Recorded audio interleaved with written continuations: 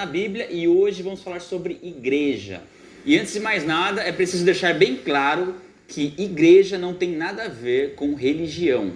Religião nada mais é do que um conjunto de regras estabelecidas pelo homem na tentativa de ter um relacionamento com Deus. No caso da igreja é uma outra história e é sobre isso que nós vamos falar nesse vídeo aqui. O principal sentido da palavra igreja, inclusive escrita com I maiúsculo, se refere à igreja no sentido espiritual, composta por todas as pessoas que entregaram sua vida a Jesus Cristo. Independente de onde uma pessoa estiver fisicamente, se ela está em Cristo, ela tem a salvação e ela faz parte da igreja. A Bíblia ensina que a igreja é a noiva que Jesus Cristo vem buscar. A Bíblia também ensina que a igreja é como uma construção, onde nós somos as pedras e Jesus Cristo é ao mesmo tempo o construtor, o alicerce e a pedra angular. Toda a base da igreja está em Jesus Cristo. A Bíblia também diz que a igreja é o corpo de Cristo. Jesus Cristo é a cabeça da igreja e nós, individualmente, somos membros desse corpo. Mas a pergunta é, se eu já faço parte da igreja, no sentido espiritual, do corpo de Cristo, ainda assim eu preciso frequentar uma igreja local? Bom, a primeira coisa que a gente precisa entender é que, assim como uma pedra sozinha não forma uma construção, e um membro sozinho não forma um corpo, assim também não é possível ter um relacionamento com Deus permanecendo sozinho, ou então se reunindo apenas com pessoas que não fazem parte do corpo de Cristo. Uma vez que nós passamos a fazer parte da família de Deus, é necessário que nós andemos em comunhão com os nossos irmãos. Por isso que quando nós falamos de igreja local, nós não estamos falando de uma instituição religiosa, nós estamos falando de pessoas, de seres humanos. Afinal, a existência de uma igreja espiritual e invisível tem como consequência uma igreja visível, que é a comunhão entre essas pessoas. Essa comunhão dá origem a uma comunidade e essa comunidade é conhecida como igreja local. A grande maioria das cartas escritas por Paulo no Novo Testamento foram direcionadas às igrejas locais da época. Igreja de Coríntio, Éfeso, Filipos, Tessalônica, entre outras. Fazer parte de uma igreja local não traz a salvação, mas é uma consequência dela. É a mesma relação entre a graça de Deus e as boas obras. Nós somos salvos pela graça, por meio da fé, não pelas obras. Mas praticar as boas obras é uma evidência da nossa fé e da nossa salvação. Assim como a fé sem obras é morta, também não existe vida em Cristo sem se reunir como igreja. Agora, quantas pessoas precisam estar reunidas para formar uma igreja local? A Bíblia diz que onde 2 ou mais pessoas estiverem reunidas em nome de Jesus, ali ele estaria. Ou seja, ali existe uma igreja.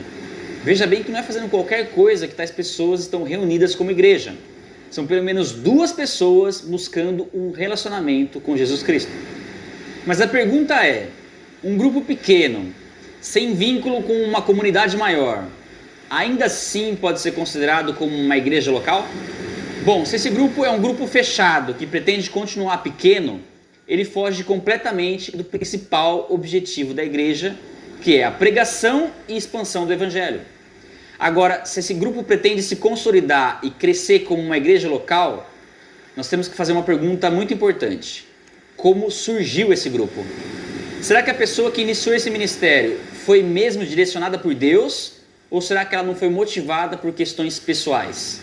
Da mesma forma como existem motivações legítimas para uma pessoa iniciar um novo ministério, também existem motivações erradas. Alguns podem ser motivados pelo orgulho, ou pela decepção, ou pela ganância, ou pela vaidade. Várias pessoas receberam supostas visões ou sonhos de Deus ao longo da história e criaram novas igrejas. E a consequência disso foi o surgimento de inúmeras seitas. E nós falamos sobre isso no vídeo Seitas e Heresias. Por isso, não é qualquer igreja local que é uma igreja de Cristo. O que define se uma igreja é uma igreja de Cristo não é a boa vontade do líder e nem o que está escrito na placa da igreja, mas sim o que é ensinado dentro da igreja. Mas aí que está, se a verdade bíblica é uma só, por que então existem tantas igrejas diferentes umas das outras? Basicamente por 2 motivos. 2. O primeiro motivo são questões doutrinárias. Muitas heresias surgiram e contaminaram a igreja ainda nos primeiros séculos, o que acabou gerando divisões e, consequentemente, o surgimento de novas igrejas. Nós falamos sobre isso no vídeo A Origem da Bíblia, Católicos e Evangélicos. E, posteriormente, estas novas igrejas foram se diferenciando umas das outras por adotarem diferentes linhas ou posições teológicas, que são doutrinas não obrigatórias. Nós falamos sobre isso no vídeo Seitas e Heresias. Contudo, hoje em dia, pela grande quantidade de igrejas que nós temos e por tudo que já foi construído e pesquisado ao longo da história, iniciar uma nova igreja por questões doutrinárias é muito perigoso. O risco de construir algo sem alicerce e formar um corpo sem cabeça é muito grande. Vale muito mais a pena buscar uma igreja fundamentada na palavra. E o segundo motivo são questões culturais. Muitas igrejas surgiram e ainda surgem hoje em dia através de pessoas que foram enviadas para uma outra igreja, visando um diálogo maior com uma cultura local. E se existe algo que não deve ser ignorado na pregação do evangelho, é o aspecto cultural. É óbvio que deve se rejeitar aquelas noções que estão em oposição ao evangelho, mas também devem ser respeitados os valores que estão em comum e que servem ao evangelho de Cristo. Um ótimo exemplo disso é a pregação de Paulo em Atenas, se utilizando da crença deles num Deus desconhecido para apresentar o Deus que se revelou através de Jesus Cristo. Inclusive, nós podemos perceber como algumas recomendações para a igreja de Coríntio eram bem diferentes das recomendações para as outras igrejas da época. E o principal motivo foi o aspecto cultural. E uma pergunta que é muito comum as pessoas fazerem: se a igreja foi criada por Deus com o propósito de ter um relacionamento com Ele, por que então nós encontramos tantos problemas e escândalos dentro da igreja? Inclusive, esse acaba sendo o principal motivo pelo qual muitas pessoas não querem ou então deixam de frequentar uma igreja. E aqui também nós podemos encontrar dois motivos principais. O primeiro são os falsos cristãos. Existem pessoas que se infiltram na igreja local com a intenção de futuramente serem líderes para satisfazer seus próprios desejos pessoais. Você já ouviu aquela expressão lobo em pele de ovelha? Já, né? Então, essa frase inclusive vem da Bíblia. Você não sabia? Mas também tem pessoas que frequentam assiduamente uma igreja, mas não fazem parte do corpo de Cristo. Não houve um novo nascimento. Normalmente são pessoas nas quais não se consegue identificar uma transformação de vida. Elas simplesmente frequentam a igreja por influência dos pais ou por conveniência e acabam se acostumando com a vida na igreja. Porém, nós não temos condições de saber se uma pessoa nasceu de novo ou não. Às vezes pode ser que a pessoa está passando por um processo um pouco mais demorado de conversão. Mas mesmo assim, somente Deus é quem sabe aqueles que lhe pertencem. Já o segundo motivo pelo qual nós temos tantos escândalos e problemas na igreja é o próprio ser humano. Se o objetivo da igreja é preparar pessoas para manifestar o reino de Deus na terra, significa que Deus não trabalha com pessoas prontas. Do contrário, elas não precisariam ser preparadas. A verdade é que a igreja é como um hospital, repleto de pessoas feridas e machucadas com o propósito de serem curadas. E a pergunta é: se eu vou enfrentar todos esses problemas na igreja, por que ainda assim eu preciso frequentar uma? Porque a Bíblia ensina que o crescimento e a maturidade só vem através do tempo e da preparação realizada dentro da igreja. São as tribulações e as dificuldades que nós enfrentaremos dentro da igreja que irão moldar nosso caráter e nos farão mais semelhantes a Jesus Cristo.